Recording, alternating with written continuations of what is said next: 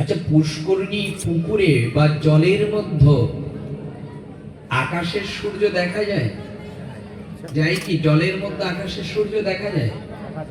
তা আকাশের সূর্য যদি জলের মধ্যে দেখা যায়, তো ঋষি এসে আকাশের সূর্য যদি জলের মধ্যে দেখা যায়, তাহলে নিখিল ব্রহ্মাণ্ডের যিনি মালিক, আপনার আমার পৃথিবী যিনি সৃষ্টি করেছেন, সেই পরম করুণাময়কে কোথায় দেখা যায়?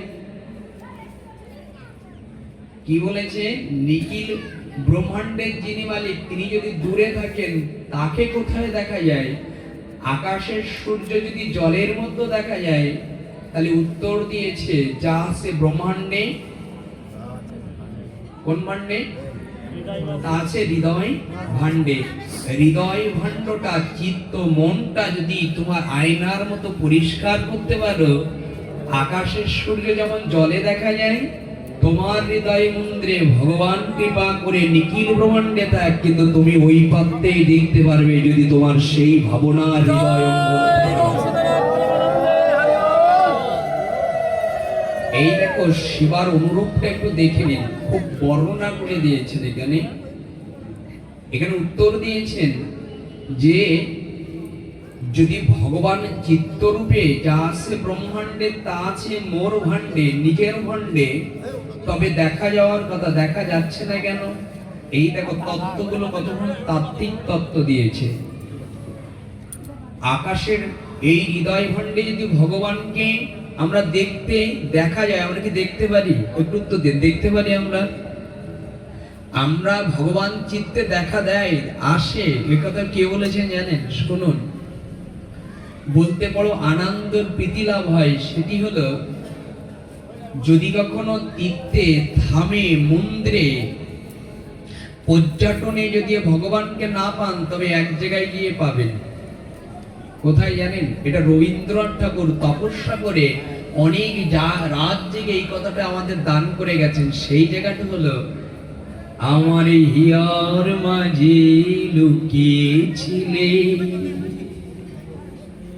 দেখতে তোমায় পাইনি আমি, দেখতে তোমায় পাইনি। আপনি কোথাও যখন না পাবেন, নিজের মন্দিরে, নিজের হৃদয় মন্দিরে গোবিন্দ কোথাও যায় না। এই কথা কে বলেছেন জানেন? আমরা ফিরবো কথায়, তবে তৃষ্ণার্ত নয়নে একটু শ্রবণ করুন। এই কথাটি জানিয়েছেন আমাদের পরম আচার্য স্তরে, সেটা অন্ধ বিল্বমঙ্গল। কোথাও যখন না পাবেন, একটা জায়গায় পেয়ে যাবেন, দেখে নিন তত্ত্ব। বিল্বমঙ্গল যখন তার দুটি চোখ অন্ধ করলেন, নিজের চোখ নিজে অন্ধ করলেন, আমি এই তত্ত্বে যাব না, শুধু জানাচ্ছি ভগবানকে কোথায় পাওয়া যায়। তো তিনি নিজের চোখ নিজে যখন অন্ধ করলেন, এই অন্ধ করলেন বৃন্দাবনের রাধাকুণ্ডের তৎসলগ্নে, বৃন্দাবনের কাননের মাঝে। তখন যখন অন্ধ বিল্বমঙ্গল ঠাকুর অন্ধ হয়ে গেলেন, তখন তিনি গোবিন্দের নাম করেন। আর বৈষ্ণবের অদেখায় অন্ধ তো কোনো বৈষ্ণবের গায়ে পরশ লেগে ওই রাধাকুণ্ডের তটে গড়াগড়ি যান, দেখতে তো পারে না। গোবিন্দকে জানালেন, চোখ ছিল যখন নারী কামনা দেখেছি, চোখ নেই ভালোই হলো, কোন সাধু দেখে প্রণাম করিনি আমি, ধুলি গড়াগড়ি দিতে পারিনি, কিন্তু আজ আঁখি নাই। এই আঁখি না থাকার কারণে কোন বৈষ্ণবের পরশ পেয়ে আমি ধুলে মাপতে পারছি, এই হলো আমার পরম সৌভাগ্য। আঁখি না থাকলেও ভগবানের কোথায় ভগবান বাধা পড়ে, আমি একটা তত্ত্বে অনুভব করছি, একটু লক্ষ্য করবেন। তখন উনি যখন এই রাধা শ্যাম গান গাইতে শুরু করেছেন ভগবানের নাম, এই ভগবানের নাম যখন গাইতে শুরু করেছেন, উনি পরে উঠে চলে যাচ্ছে, কিন্তু সামনে একটা কুয়া পড়ে গেল, পাত কুয়া যাকে বলা হয়। এই পাত কুয়া যখন ওই পাত কুয়া পড়ে গেল, তখন আর তার রক্ষা করার পিছিয়ে বা আগে কেউ নেই। 3 পা অগ্রসর হলেও পাত কুয়ার মধ্যে পড়ে যাবে। কেউ, যার কেউ নেই, তার কে থাকে? এখন ওখানে কেউ নেই, কে দেখবে ওকে?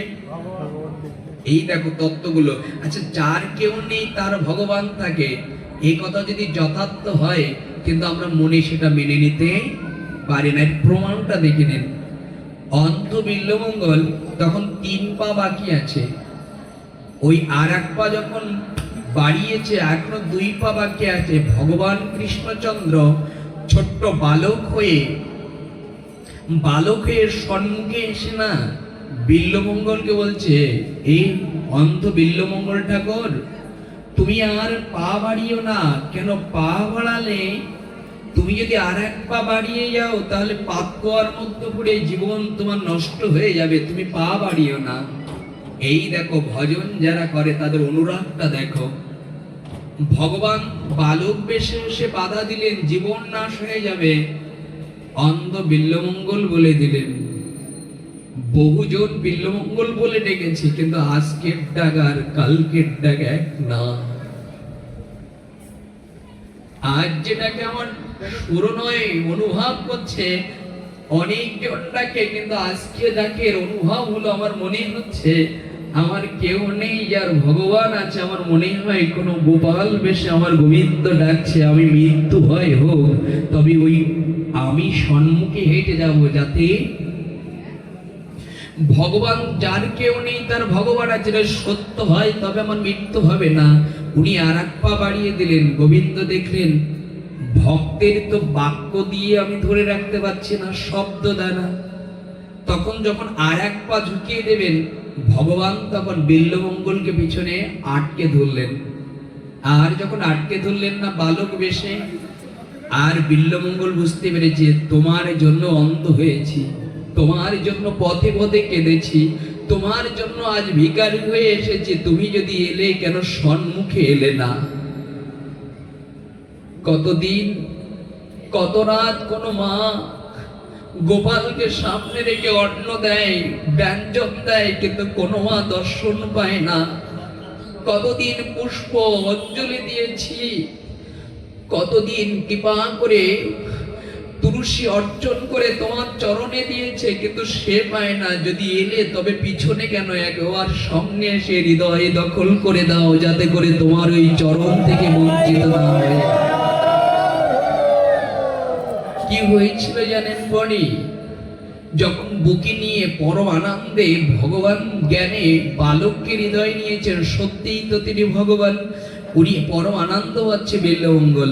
ভগবান দেখলো যে ভক্ত বুঝতে পেরেছে, তখন ভগবান বলছে, অন্ধ বিল্বমঙ্গল আমাকে লাগছে, ছেড়ে দেই, আমার খুবই লাগছে। অন্ধ বিল্বমঙ্গল ভাবলো ভগবানের অঙ্গ সুনির্মল কমল, আমার এই অঙ্গ অনেক শক্ত, লাগতে পারে, ছেড়ে দিয়েছে। আমি এই লীলার আসার একটাই কারণ হলো যে ভগবানকে কোথায় পাওয়া যায়, ভগবান ওখান থেকে চলে যায় না, সেই জায়গাটা দেখানোর জন্য আমি এই লীলার মধ্যে প্রবেশ করেছি।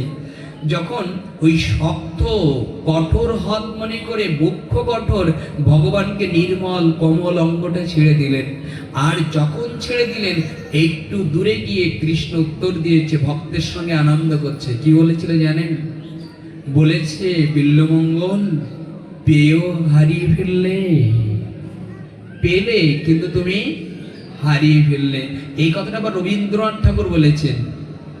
মাঝে মাঝে হয়, চিরদিন কেন হয় না, কালো মেঘ আসে আকাশে তোমায় দেখতে।